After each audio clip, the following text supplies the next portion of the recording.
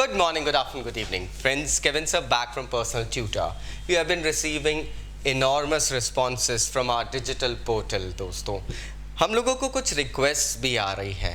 आज उसी रिक्वेस्ट के तहत मैं आपको कलाइडोस्कोप, जो कि एक ऑप्शनल बुक होती है स्टैंडर्ड 12th में, उस बुक का chapter I sell my dreams, जो कि गैब्रियल गार्सिया मार्क्वेज के नाम से जो ऑथर है उन्होंने लिखी है, एक्सप्लेन करने वाला हूँ. A beautiful story. It's actually a first person narrative. First person narrative क्या होता है ये आप समझ लीजिए. फर्स्ट पर्सन नरेटिव वो चीज़ होती है जहाँ पे नरेटर या ऑथर जो है वो खुद किसी चीज़ को, किसी इवेंट को या किसी अपनी लाइफ के एक्सपीरियंस को दर्शाता है. That is known as first person narrative. अब दोस्तों इस चैप्टर के अंदर एक खूबसूरत चीज़ ये है कि इसमें एक ऐसी लेडी के बारे में बताया गया है जो अपनी ड्रीम्स के दम पे अपनी आजीविका कमाती थी. समझ में नहीं आया? पहले हम लोग ऑथर के बारे में समझते हैं. दोस्तों गैब्रियल गार्सिया मार्क्वेज बेसिकली अगर हम जानें तो ये one of the best known Latin writers के नाम से फेमस है. अब लैटिन राइटर्स कौन होते हैं? So let me explain you. Latin writers वो राइटर्स होते हैं जो लैटिन अमेरिकन कंट्रीज को बिलोंग करते हैं, जैसे कि south America and all. South American continent के अंदर जो कंट्रीज आती है, ब्राज़ील, कोलंबिया, चिली, ये सब. पैब्लो नेरूडा एक फेमस नेम है, चिलियन पोएट है. गैब्रियल मार्क्वेज अगर हम बात करें तो Marquez is a Colombian writer. अब अगर हम बात करें तो he was so keen in writing and his writings were so much appreciated by people that he won a Nobel Prize for literature.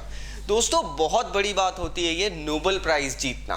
Nobel prize जैसा कि हम जानते हैं अलग अलग फील्ड्स में दिए जाते हैं. लिटरेचर में नोबेल प्राइज़ जो दिया जाता है वो भी लिटरेचर के एपिटोम को जब लोग टच करते हैं तब दिया जाता है. He got a Nobel Prize because of his masterpiece of magic realism. इनका जो मास्टरपीस था सीन अनोस द सोल्दाद, ये मतलब 100 years of solitude 1967 में लिखा गया था दोस्तों. 2014 में इनकी डेथ हुई है मेक्सिको सिटी में. He was born in 1927 in Colombia. दोस्तों a very keen writer. I have gone ahead and studied some of his books and it is wonderful going ahead and reading him. इनकी stories जो होती थी वो सिर्फ और सिर्फ एक जॉनर को अपील नहीं करती थी. इनकी स्टोरीज अक्रॉस मैनी जॉनर्स फैली रहती थी. थोड़ा सा रियलिज्म के साथ में थोड़ा सा मिस्टिसिज्म, मैजिक ये इनकलकेट करते थे और उसके बाद में अपनी स्टोरीज निकालते थे. आई सेल माई ड्रीम्स की अगर मैं बात करूँ तो this story is basically a biography of a women जिनका नाम था फॉर फ्रीदा. अब इसका बेसिकली नाम तो नहीं बताया गया है, लेकिन यहाँ पे मार्क्वेज ने उनको जो नाम दिया था दैट वाज फॉर फ्रीदा.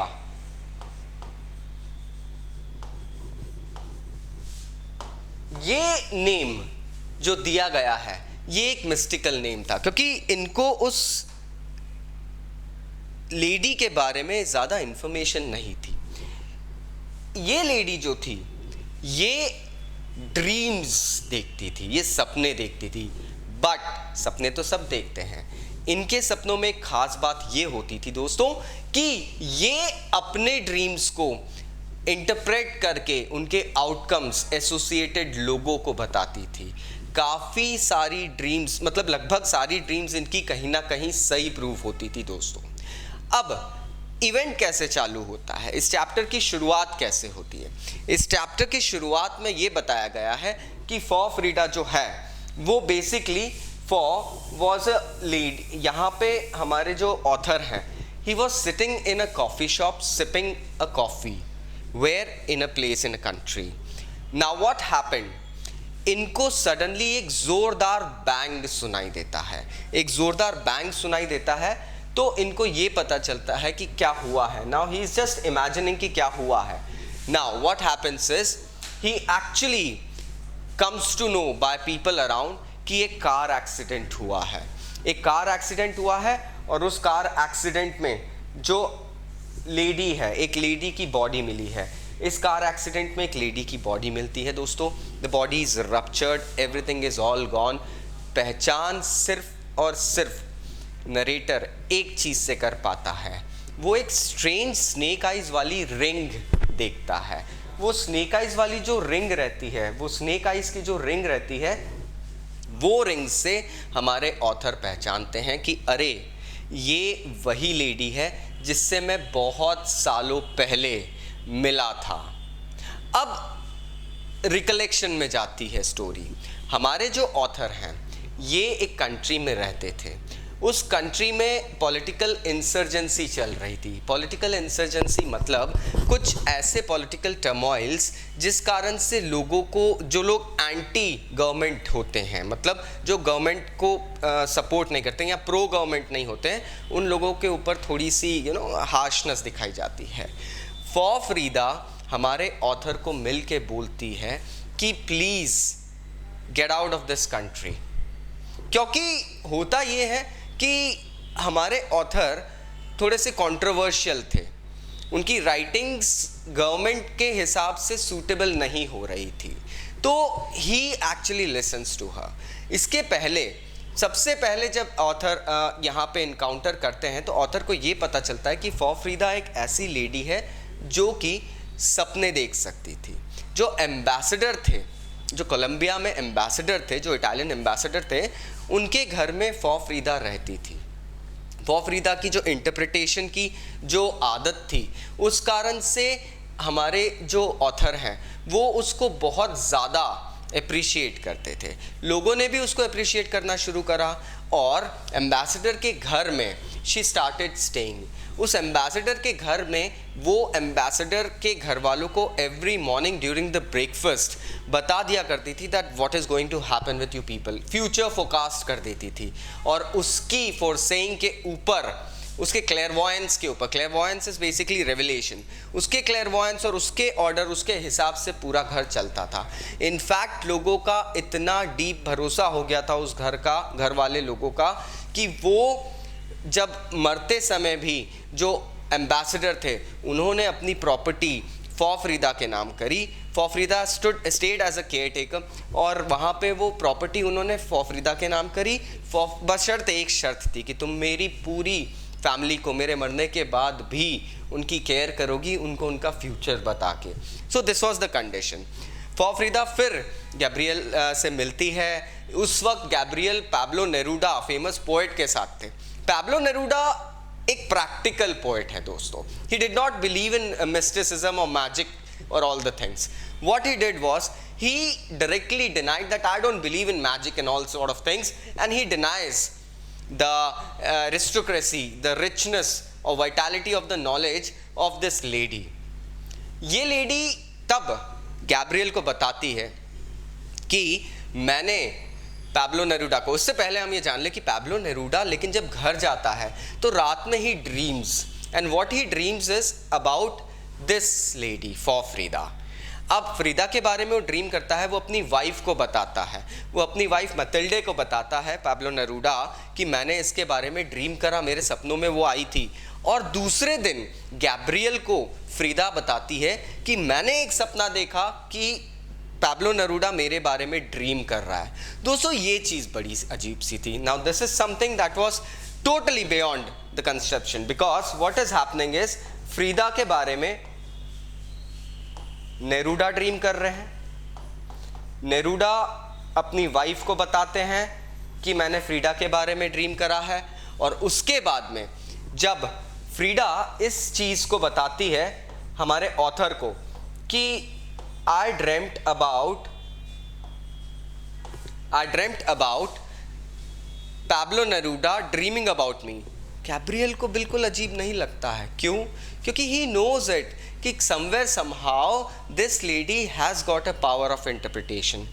उसी डिस्कशन के दौरान यहाँ पे फ्रीडा कह देती है हमारे ऑथर को कि अब तुम इस कंट्री को छोड़ के चले जाओ।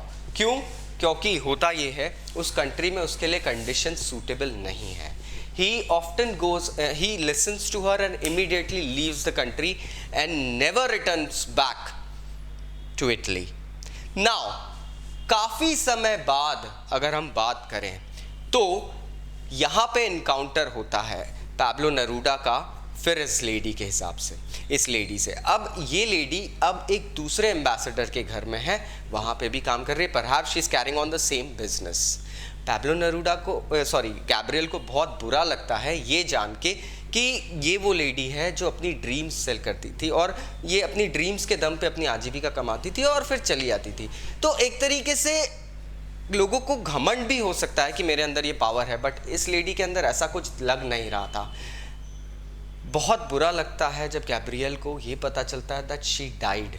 She could not go ahead and forecast her own demise, her death. She could not, or probably if she could, then why did she not go ahead and defy the death? This remains as an enigma to him always. And once he gets to meet the person where she used to work, वो उस person से जो revelation मिलता है उसको, Gabriel को, that was alarming. इसके पहले मैं बता दूं आपको, फ्रीदा के घर में ये इवेंट कब से शुरू हुआ था। When Frida was actually 7 years old, वो ड्रीम करती है अपने भाई के बारे में कि उसका भाई डूब के like probably he will die. Frida interpret करती है अपनी नॉलेज निकाल के, वो ये नॉलेज निकालती है कि somewhere somehow my brother should be away from sweets, उसको मिठाइयों से दूर रहना है, अदरवाइज ही विल डाई। फ्रीदा की मम्मी इस चीज़ को बहुत अच्छे से अप्रिशिएट करती है कि मेरी बच्ची के अंदर ये क्वालिटी है कि वो ड्रीम्स को इंटरप्रेट करती है and she can foresee the future. What she does is, वो अपने बेटे को स्वीट्स खाने से मना कर देती है।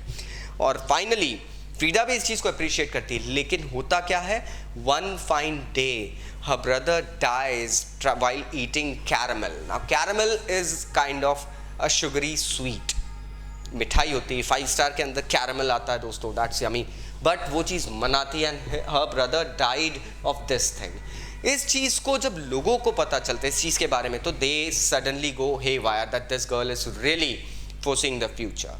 काफ़ी क्लाइंट्स बनते हैं, बट फाइनली जब उसकी डेथ होती है वो उस एम्बेसडर के घर में, हमारे ऑथर जो हैं गैब्रियल मार्क्वेज उससे पूछते हैं कि what did she do exactly, मतलब उसका काम क्या था आपके घर में। फाइनली सिर्फ एक ही लाइन आती है दोस्तों, वो एक लाइन आती है that she sold her dreams. तो पता चलता है कि ये लेडी जो थी for Frida, she used to sell her dreams, that was the only thing. दोस्तों एमसीक्यूज की अगर हम बात करें तो इस चैप्टर में जितने एमसीक्यूज आ रहे हैं वो मैं आपको इस वीडियो के पार्ट 2 में बताऊंगा, तो please stay tuned for that. MCQ level वैसे अगर मैं आपसे कहूं तो टर्म 2 में उतना डीपेंड वे में नहीं आ रहा है, क्योंकि term 2 is position to be a written paper. So please keep it in mind that the more you practice about the written things will be better for you people. I will also be providing you the MCQs undoubtedly, but please keep on practicing about the writing skills of yours. फिर भी कोई doubts है तो नीचे comment box से comment करना बिल्कुल मत भूलना. I'll be returning you a reply. Please take care. Thank you very much. Bye bye.